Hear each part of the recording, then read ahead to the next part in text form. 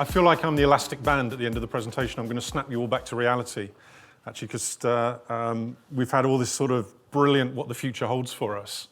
But there's a stark reality, actually, that, as both speakers have said prior, that most of you are probably working in space that actually isn't supporting your work style. And that's what we're measuring, and that's what I'm going to try and give you a sort of stark reality shock to actually what's happening outside of this particular building. So what are the biggest challenges actually today? Well, let's start and think about some of them. Cost. Let's face it, how many projects, how many workplaces are not being constrained by cost in some way? Very, very few. But how do we measure the organizations? Both speakers have talked about productivity. How do we measure the value of this? Fantastic pieces of architecture, fantastic developments. We're standing in another one, sitting in another one. It's all fantastic stuff. It's all very, very exciting. But this is expensive stuff. And how do we get industry, how do we get business actually to value this? And what is the value proposition for workplace? We've talked about this ability to work anywhere, work anytime. So why have buildings? All of the popular media, trade media that we consume is asking this question. Why come to the office? If we can work more successfully from our devices at home, if we've got better internet connectivity at home than we do in the office, if we're allowed to use a webcam at home and we're not in the office, well, why don't we just all stay at home? And I think this is where a lot of executive boards are questioning today. Actually, why do we need offices? A big challenge for developers. But of course, corporates, the bosses, the C-suites recognize the value in the built environment. They have many other values, of course, because they're also sometimes physical manifestations of brand. And the designers in the room, Philip, will be delivering constantly three-dimensional representations of brand. But what else do businesses see in buildings? Why else have these big physical things? Well, actually, most employers, most large employers, have got a pretty good track record of measuring their relationship with their employees. So they'll have some inkling of an understanding. And some of the figures that Dave was quoting, I'm guessing, are from Gallup, who in the US have an outstanding track record of measuring employee relationship with employer. And the figures on engagement, both here and in the US, are staggering. Something like 19% of your employee base will never be engaged with you as an employer. 19%, that's really worrying. But how many employers actually routinely measure the relationship between the built environment that they're providing, the physical infrastructure, and the employees? Very, very few. And if you're lucky within an employee engagement questionnaire, there'll be one question that asks about the physical environment. So actually, as an industry, as a profession, we've been woefully short in measuring and understanding the benefits of space. Because if we're not measuring the relationship between employees and the built environment, well, how can actually we comment? How can we drive forward? How can we project into the future the differences that we can deliver? So 3 years ago, we set about doing that, providing the first industry-central, totally independent measure of what it is that workplace is doing, the ability of place to support employees doing what you're employing them to do. Now, what we don't measure is probably one of the other biggest drivers in workplace at the moment, but is the impact of space, the physical volumes of space that you're providing for employees. And for any of the employers in this room, and many of the designers, I'm guessing, that actually densification is one of the biggest drivers of space consolidation at the moment. How many people can we get in reduced space? What's the tightest we can go to in terms of space occupation? But if we're not measuring the impact on the employees before and afterwards, is this really a strategy we should be pursuing? Because actually the spaces that the likes of Lend-Lease and all the other London developers are providing is still a sixth of the cost, a fifth of the cost of the employee that you're putting inside the space. And the productivity outputs you will expect of the employee are maybe a factor of 5, 6, or 7 times as much on top of that. So the relationship between the cost of space and the output of the employee is so dramatically different. It's about the employee that we should be most concerned about and their relationship with the things that make them productive. So every employer wants space that's bigger, faster, better in terms of its output potential. Not in terms of its footprint, but in terms of its output and its contribution to organization. But actually the stark reality for most of the spaces at the moment actually is that they're slightly overweight, they're slightly lethargic, and they're really not fit for purpose. So what we developed was a tool called the LMI. Think of it like the BMI. It's the body mass index of corporate workplace. How fit is that space for the things that are going on inside it? A standardized measure of workplace effectiveness. 48,000 employees have completed our questionnaire in the last 3 years, and they're telling us some really insightful things. Most of our data presently is European, but we're now stretching out, getting into the US and further afield. And every single one of those employees has answered exactly the same set of questions, and probably the most relevant to today is this one. The design of my workplace enables me to work productively. It's a really straightforward question. It doesn't matter what those employees are doing in their workplace in terms of the measures of that productivity that are applied to them. It's their personal sense of productivity in the environment provided by their employer. Just 53% of employees thus far can respond positively to that question. Yes, my workplace enables me to work productively. Think about the economic implication of just half of your workforce being able to work productively in the spaces provided for you. This is a really sad indictment of the facilities, the features, and the environments that are being provided for industry, for commerce. In one instance, in a financial services institute, just 15% of employees could agree with that statement. You know, who stewarded that decline? Who oversaw that decline? Who allowed that business to get to the point where only 15% of employees could agree with that statement? Somebody surely somewhere must have intervened, should have intervened before it got to that point. Think of the wastage in the human capital who come to work every morning, as Kevin was saying, in that bad mood, faced with a workplace where that proportion only can work productively. What impact is that having on their creativity, on their engagement, on their desires, on their accuracy, on their speed within the spaces? So what are the drivers of high productivity? This is normally the next question. Okay, fair enough. People aren't working productively, but how do we get them working productively? We did a little bit of first cut research late last year. Some really simplistic stuff, looking at our highest performing spaces and our lowest performing spaces. And what we're trying to see was where the differences most occur in satisfaction with some of the potential drivers of productivity. You see some fairly small type across the bottom. We've got relaxing, taking a break on the left, through to individual routine tasks on the right. The red dots are our lowest performing workplaces.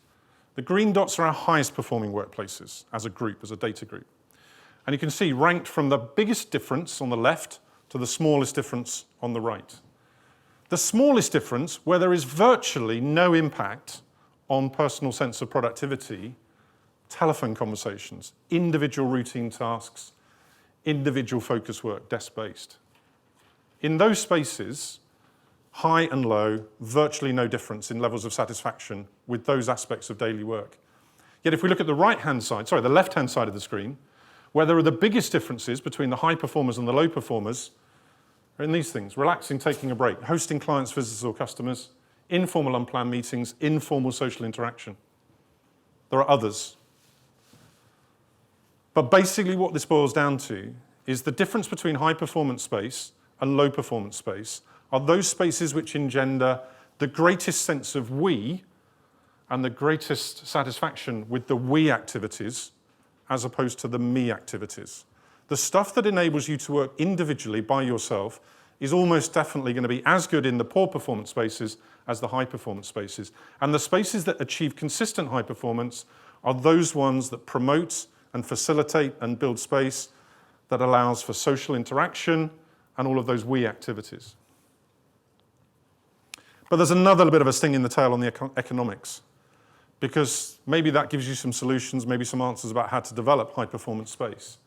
So if we think about our LMI scale, our fitness for purpose scale on the left-hand side, and let's just run that chronologically into the future, into the territories that Dave and Kevin have been talking about. And we look at some of our high performance spaces, achieving these scores up in the sort of 70s and 80s on our scale. And then we think about spaces in the low end, down here in the sort of mid-30s. These spaces at the bottom tend to be old spaces. They tend to be spaces that are at the end of their life expectation. They're probably 7, 8, 9, 10 years plus old. They're probably pre-occupancy studies for us ahead of a major capital intervention. Great, that's fine. They're knackered, they're exhausted, they're old, it's time to refurbish or relocate. Great. New spaces delivered up at this top end, great consultancy teams, great new buildings, great infrastructure, great urban centres are delivering high performance for the occupiers of those spaces. They've got all of the contemporary application of technology, of thinking, everything's fashionable and great, people move in and they can work productively. Brilliant. But then what happens? Because if new equals high productivity and old equals low productivity, what's the trajectory of these new things that we're investing huge sums of money in, huge effort in, over time? Because if the trajectory of all the good high performance stuff is just that over the next 10 years, it's going to end up like the old knackered stuff, why are we doing it in the first place? Now, I spoke at a facilities management conference a couple of weeks ago, and I gave the facility management world a start wake-up call, because, of course, what happens between the year, if you've got this old, exhausted things, is that generally speaking, you get a brilliantly professional design team come along, a brilliantly professional consultancy team around them, and then a contractor inherit a design, build and fit out that design and deliver it, and you turn old and knackered into bright, gleaming new and brilliantly performance. And then the facilities management world take over, and they steward this decline. Now, there were a few of the sort of the mighties and the Sodexos and the Compasses in the audience who started to sort of hide their heads in their hands. But if that's what's happening, if what we're doing is expending so much effort and so much time day one, that then actually what happens is the CFO comes along when the champagne's being drunk and the ribbon has been cut and says, right, guys, just so you know, we've spent all the money, we've spent all the effort, I want you now back on the day job, we're not spending a penny more until you tell me something is bust. This is in danger of what's happening. Now, of course, we've only been around for 3 years, so I'm only on our second year of survey for some of the new spaces we measured in 2012. We've been on our third survey for them this year. And what we see, generally speaking, is in the second year, things go up a little bit. As people settle into new protocols, they settle into new ways of working, actually the performance goes up. But we're then expecting it to start to come down. Now, what keeps it up? It may be I'm being a bit of a scaremonger, and actually that the line stays fairly horizontal, and it only dives off when the exit is announced or a lease event comes up and everybody knows that actually you're going to be leaving in 18 months' time. It may be that a general decline starts somewhere on a sort of loose trajectory around this sort of curve. It could, of course, be worse, and we don't know. And we're going to have to spend year on year trying to measure and understand that trajectory. But what it starts to suggest is that somewhere there is a half-life of buildings, and this is the concept I want to leave with you. That consistently the professions and industries around, the BCO, all of those other bodies, Facility Management Association, are delivering, and their bodies are delivering highly effective new workspace. But how long does it take for that workspace's effectiveness to diminish to half of the quality or half of the business contribution that it was when it was new? And I think we should be starting to measure that in years, because the inland revenue allows you to write off those capital costs over 10 years. But if actually your effectiveness is being written down at the same pace, so that by year 10 you have a space which is performing where maybe just 20 or 30% of your population say that space can work effectively, we're in trouble. And I think my call to action, and potentially the driver for many of the things that will keep that line up there, is an awareness of technology, and an awareness specifically about technology's contribution to social cohesion. Because if we know that socially cohesive spaces are delivering consistently high performance teams, and it's the we stuff, not the me stuff, that makes the difference, this is my call to technology, is to help us facilitate gluing organizations together in a common purpose. And actually, whilst I'd applaud the idea of splitting teams up so that they're walking and there's a physical exercise involved, if those teams' social cohesion and their sense of common purpose is diminished as a result, I can tell you their productivity, sense of productivity will dive based on the data that we have. Now, the next area of investigation for us, because of the power that we see in social cohesion, is actually in higher education. Because the higher education world has been doing this for a lot longer than business has been doing it. It's gluing students together. And it knows that the greater the social cohesion amongst first-year students, the greater the chance of them staying on to become second-year students. So that social cohesion, the stickiness of a campus, is the stuff that prevents the dropout and the fallout of year one students moving into the year two students. And universities, higher education, have actually also been very good at running campus environments, multi-portfolios. Generally speaking, more tightly packed than most corporate organizations. But that awareness and that knowledge is something that we're trying to find out more about. So 3 months ago, we launched a parallel educational product to try and understand whether commerce actually should be looking to higher education to learn more about how to develop socially cohesive business environments. Of course, actually, every educationalist we speak to is now looking to commerce to understand how they can develop buildings in a much more commercial fashion, because the one thing that the fees have enabled them to do is project their expenditure. And most of the educational clients we're speaking to have budgets that most of our commercial clients would fall off their chair if they understood that they've got those sorts of approved budgets. So what we're trying to promote at the moment is absolutely cross-learning from both sectors backwards and forwards. And this is about to go out of date, and there's a few copies left on the front. If anybody would like to read this report on social cohesion, there are some left there.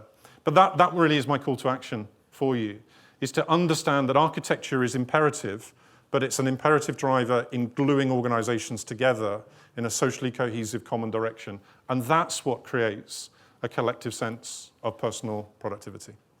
Thank you.